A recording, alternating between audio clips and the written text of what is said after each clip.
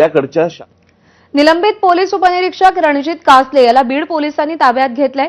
पुण्यातील स्वारगेट परिसरातल्या एका हॉटेलमधून त्याला ताब्यात घेण्यात आलंय।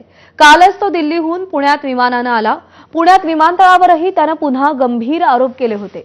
पुण्यामध्ये शरण येऊन बीड पोलिसांकडे अटक होणार असल्याचं तो म्हणाला होता, मात्र त्याआधीच बीड पोलिसांनी पहाटे त्याला ताब्यात घेतलंय।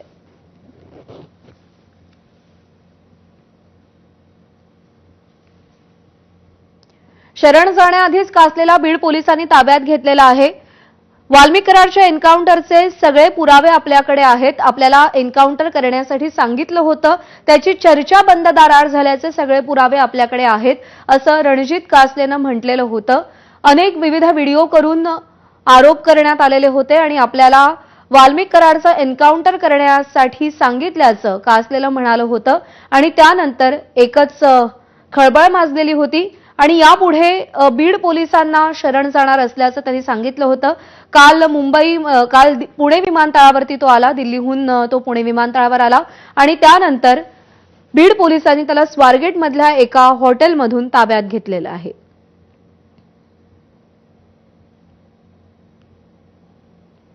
शरण जाण्याआधीच बीड पोलिसांनी कासलेला ताब्यात घेतलेला आहे।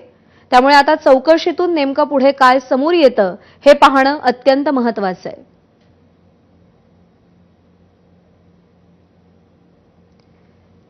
ही सीसीटीव्ही दृश्य आपण पाहतोय। स्वारगेटमधल्या एका हॉटेलमधून ज्यावेळी त्याला ताब्यात घेण्यात आलं तेव्हाची ही दृश्य आहेत।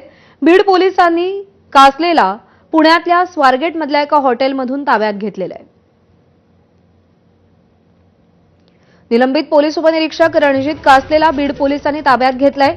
वाल्मिक कराडचा एन्काउंटर करण्यासाठी आपल्याला सांगितलं होतं असा खळबळजनक दावा, असा खळबळजनक आरोप कासलेनं केला होता आणि त्यानंतर आता त्याची चौकशी केली जाणार आहे। काल तो दिल्लीहून पुणे विमानतळावर आला, तिथे देखील त्याने अनेक गंभीर आरोप केले आणि त्यानंतर तो बीड पोलिसांना शरण जाणार होता, पण शरण जाण्याआधीच कासलेला बीड पोलिसांनी ताब्यात घेतलेला आहे।